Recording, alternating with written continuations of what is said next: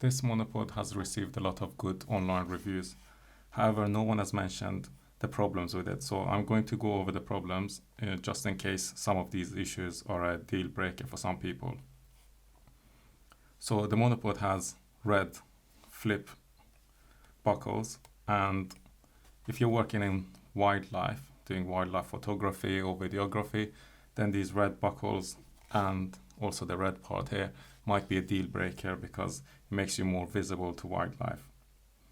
The one thing you can do is make sure this side of the monopod is facing yourself to reduce the problem, but there isn't much you can do about the top part of the monopod. So this is a little bit of a problem, and I don't think iFootage is the only company which has red branding or bright colors. Manfrotto has the same thing, Ulanzi does the same thing.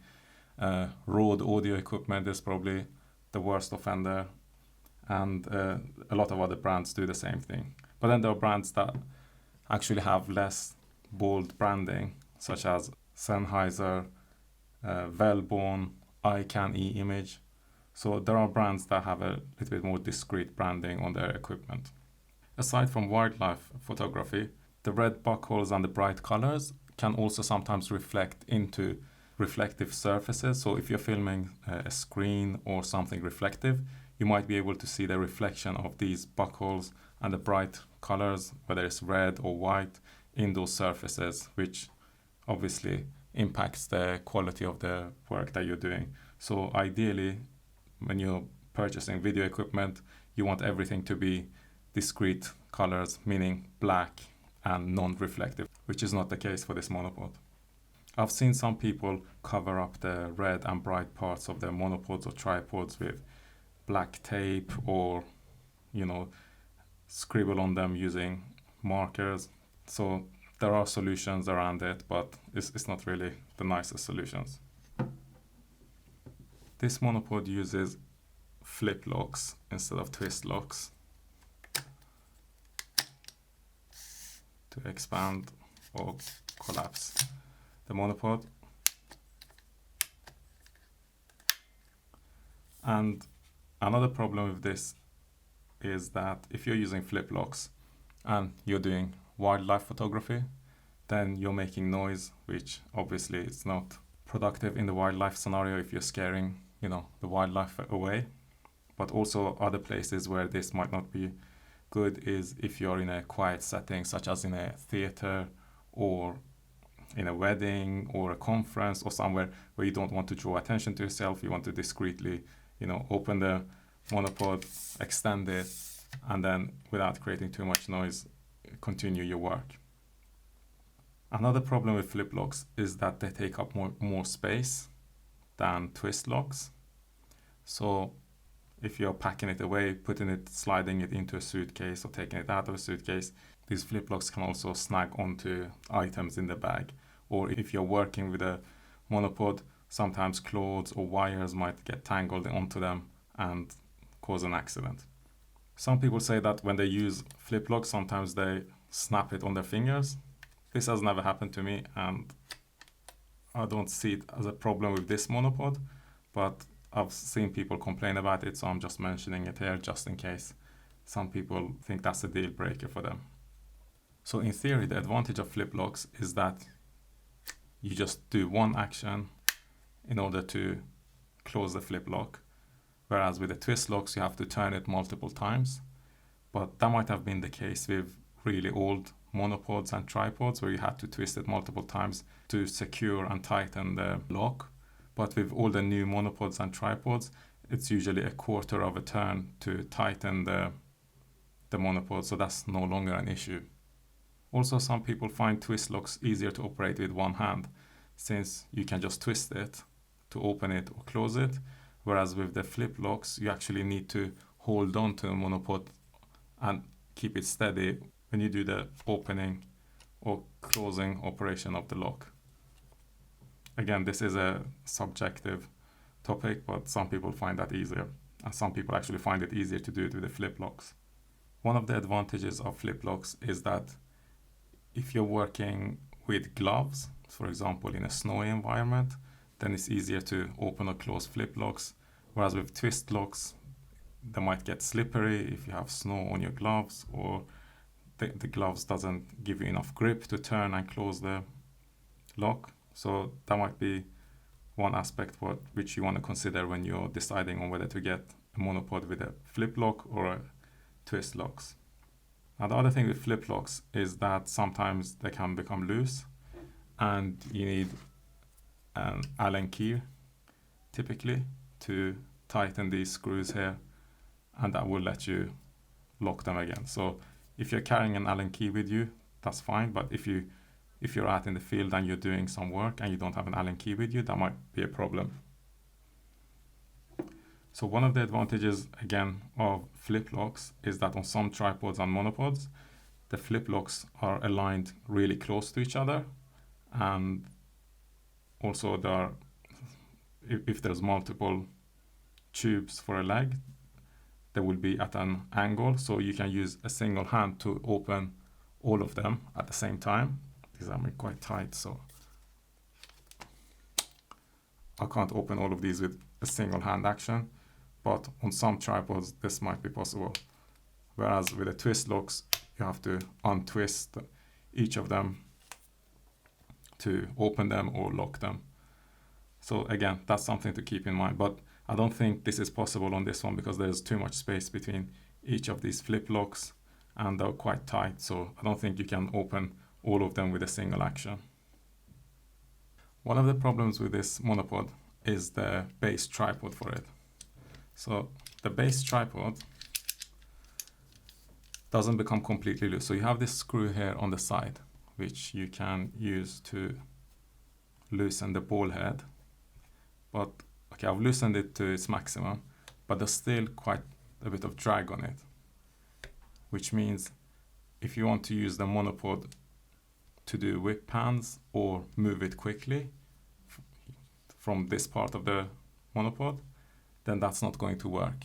So you have some drag, and some people might find this good if they're doing slow video work and they want to not use a fluid head, but instead use the monopod and the ball head on the tripod base of the monopod to get that effect. That might be good, but as long as the movements are slow, that works fine. But if the movements are going to be fast, like a whip pan, that's not going to work. So this aspect partially defies the flexibility and speed of using a monopod for fast-paced action, which means you need to have a fluid head on your monopod, which again is not ideal. This means you need to have a fluid head on your monopod for recording video if you want to do whip pans or move the camera fast. Another problem with the base tripod is this screw. So once you have everything set up, so you connect it here to the monopod. I'm not going to connect it because I can't fit everything into the video, but once you connect it here and you start using the monopod, this part of the monopod, being the base tripod, will be on the ground. So if you want to tighten or loosen this, you have to either do it with your hand or try to do it with your feet. But if you're trying to do that with your feet, this is not the type of screw that will let you do that easily. So I would say this is not the ideal type of screw for loosening or tightening the drag on this ball head, particularly not with your feet anyway. So if you want to do it with your hand, it means you need to kind of bend down all the way and keep hold of the monopod and then tighten it, which means you might not get your camera to be leveled while you're doing this because you don't have sight of the leveling guide on your camera or the bubble spirit level on your fluid head.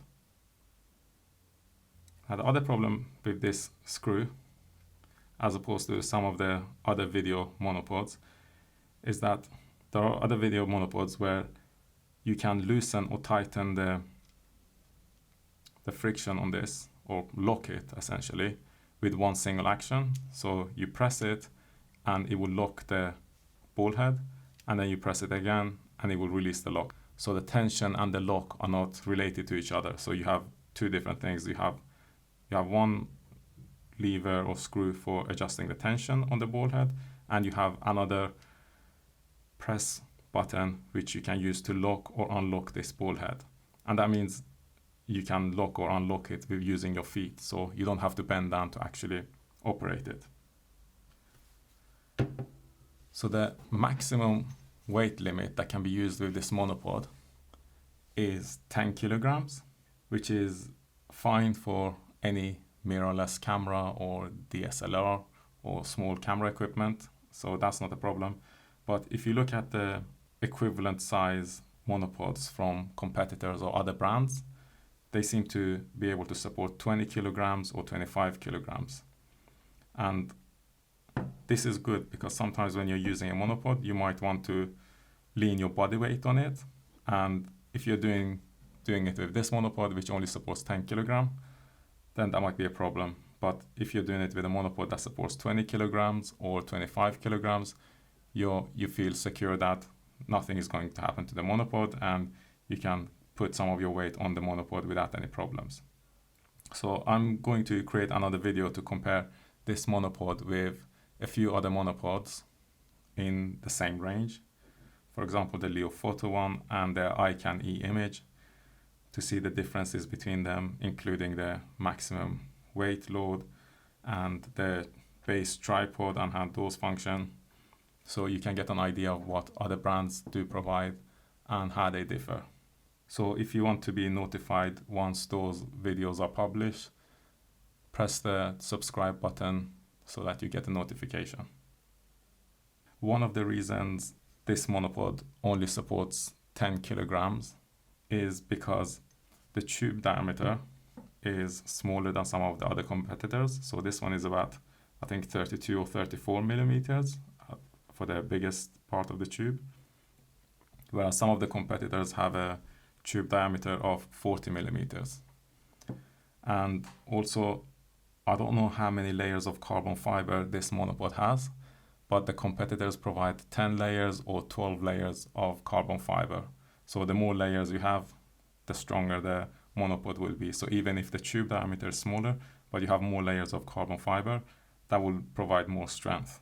Despite some of the disadvantages with this monopod, and particularly with its base tripod, because this monopod is modular, if iFootage was to create a new base tripod which solved some of these problems, you should be able to just buy that base tripod and use it with this monopod without any problems. The other thing with this monopod is that it has a 3/8" 16 thread here on the bottom, which you can use to connect it to other tripod bases. So if you buy a tripod base from a different brand and which resolves some of the issues with this tripod base, then you can use this monopod with that tripod base without any issues. And vice versa as well. You can use those monopods with this tripod base if you wish to do so. So all these monopods are quite compatible with each other in terms of having the 3/8" screw on the bottom and